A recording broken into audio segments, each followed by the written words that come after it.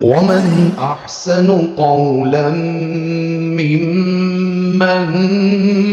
دعا إلى الله وعمل صالحا. سیدنا و سید شباب اہل الجنہ حضرت حسین بن علی رضی اللہ تعالی عنہما کا واقعہ شہادت نہ صرف اسلامی تاریخ کا اہم واقعہ ہے بلکہ دنیا کی تاریخ میں بھی اس کو ایک خاص امتیاز حاصل ہے۔ کہا جاتا ہے کہ جب سے اللہ تعالی نے اس کائنات کو وجود بخشا، اس وقت سے لے کر آج تک اور شاید قیامت تک کوئی ایسا واقعہ رونما نہ ہوا ہو کہ جس پر خود تاریخ کو بھی رونا آ گیا ہو، لیکن امام حسین بن علی رضی اللہ تعالی عنہما کی شہادت کا واقعہ ایسا دردناک ہے کہ جس پر انسانوں کی سنگ دل تاریخ بھی ہچکیاں لے لے کر روتی رہی ہے۔ اس میں ایک طرف ظلم و ستم اور بے حیائی اور بے اعتنانی اور محسن کشی اور نسل کشی کے ایسے البناک اور دردناک واقعات ہیں کہ جن کا تصور کرنا بھی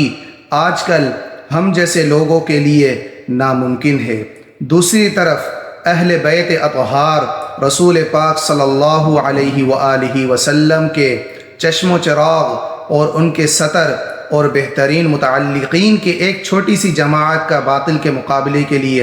ثابت قدمی اور جان نثاری جیسے ایسے محیر المعقول واقعات ہیں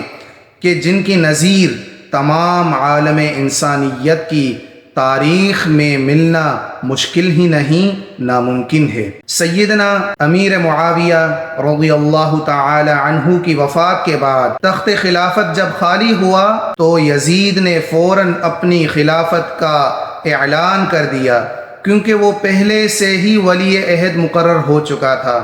اس لیے اس نے امام حسین بن علی رضی اللہ تعالی عنہما سے بھی اپنی ہاتھ پر بیعت کرنے کا مطالبہ کیا،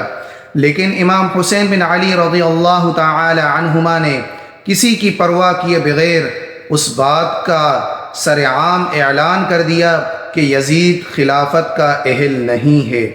اس لیے اسے خلیفۃ المسلمین اور امیر المؤمنین نہیں بنایا جا سکتا۔ یزید کو جب اس بات کا پتہ چلا تو اس نے مدینے کے گورنر ولید بن عتبہ کو خط لکھا، وہ امام حسین بن علی رضی اللہ تعالی عنہ کو میری بیعت پر مجبور کرے اور ان کو اس معاملے میں مزید کسی قسم کی مہلت نہ دے۔ مدینے کے گورنر ولید بن عتبہ کے پاس جب یہ خط پہنچتا ہے تو وہ فکر میں پڑ جاتا ہے کہ وہ اس حکم کی تعمیل کس طرح کرے۔ چنانچہ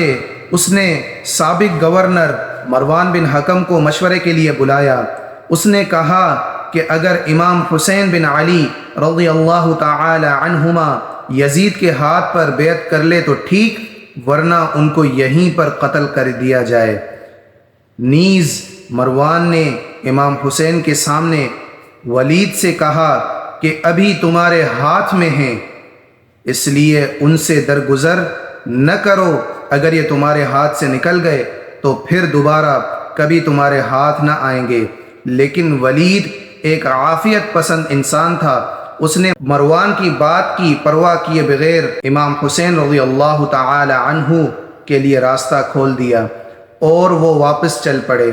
مروان نے ولید کو ملامت کی کہ تو نے موقع ضائع کر دیا، مگر ولید نے کہا اللہ کی قسم میں امام حسین کو قتل کرنے سے ڈرتا ہوں، کہیں ایسا نہ ہو کہ قیامت کے دن وہ اپنے خون کا مطالبہ مجھ سے کریں، اس لیے کہ امام حسین بن علی رضی اللہ تعالی عنہما کے خون کا مطالبہ جس کی گردن پر ہوگا وہ قیامت کے دن نجات نہیں پا سکے گا۔ چنانچہ امام حسین بن علی رضی اللہ تعالی عنہما اپنے اہل و عیال کو لے کر مدینہ منورہ سے نکل کر مکہ مکرمہ کی طرف روانہ ہو گئی اور وہیں جا کر پناہ گزین ہو گئے۔ یزید کو جب ولید کے عفو اور درگزر کا پتہ چلا تو اس نے ولید کو مدینہ سے معزول کر دیا۔ اہل کوفہ کو جب اس بات کا پتہ چلا کہ امام حسین بن علی رضی اللہ تعالی عنہما نے یزید کی بیعت سے انکار کر دیا ہے تو کچھ لوگ سلیمان بن سرد خزاعی کے مکان پر جمع ہوئے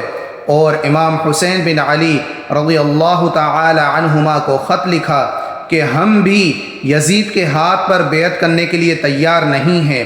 آپ فوراً کوفہ تشریف لے آئیں، ہم سب آپ کے ہاتھ پر بیعت کر لیں۔ اور یزید کی طرف سے مقرر کیے ہوئے کوفے کے گورنر نعمان بن بشیر رضی اللہ تعالی عنہما کو یہاں سے نکال دیں گے۔ اس کے 2 دن بعد ان لوگوں نے اسی مضمون کا ایک خط امام حسین بن علی رضی اللہ تعالی عنہما کی طرف لکھا اور چند دوسرے خطوط بھی آپ کے پاس بھیجے، جن میں یزید کی شکایات اور اس کے خلاف اپنی نصرت اور تعاون اور امام حسین بن علی رضی اللہ تعالی عنہما کے ہاتھ پر بیعت کرنے کا یقین دلایا گیا تھا۔ اس کے علاوہ چند وفود بھی آپ کی خدمت میں بھیجے، جن سے متاثر ہو کر امام حسین بن علی رضی اللہ تعالی عنہما نے بڑی حکمت اور دانش مندی سے یہ کام کیا کہ بجائے خود جانے کے اپنے چچا زاد بھائی مسلم بن عقیل رضی اللہ تعالی عنہ کو کوفہ روانہ کیا اور ان کے ہاتھ یہ خط لکھ کر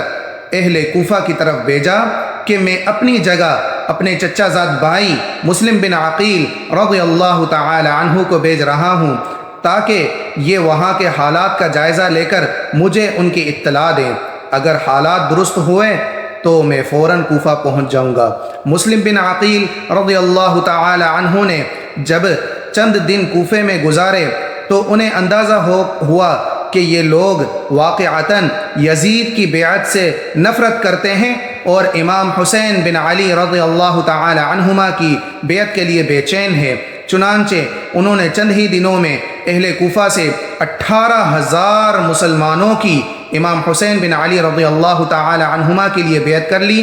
اور ہدایت کے موافق امام حسین رضی اللہ تعالی عنہ کو کوفہ آنے کی دعوت دے دی۔ جب لوگوں میں یہ خبر مشہور ہوئی کہ امام حسین بن علی رضی اللہ تعالی عنہما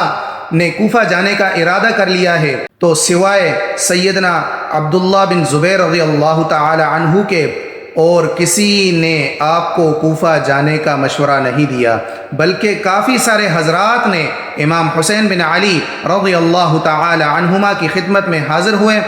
اور آپ کو یہ مشورہ دیا کہ آپ کوفہ ہرگز نہ جائیں اور اہل عراق اور اہل کوفہ کے وعدوں اور ان کی بیعتوں پر بھروسہ نہ کیجیے، کیونکہ وہاں جانے میں آپ کے لیے بہت بڑا خطرہ ہے۔ لیکن امام حسین بن علی رضی اللہ تعالی عنہما نے اپنے اجتہاد اور بصیرت کی بنا پر کسی کا مشورہ قبول نہیں فرمایا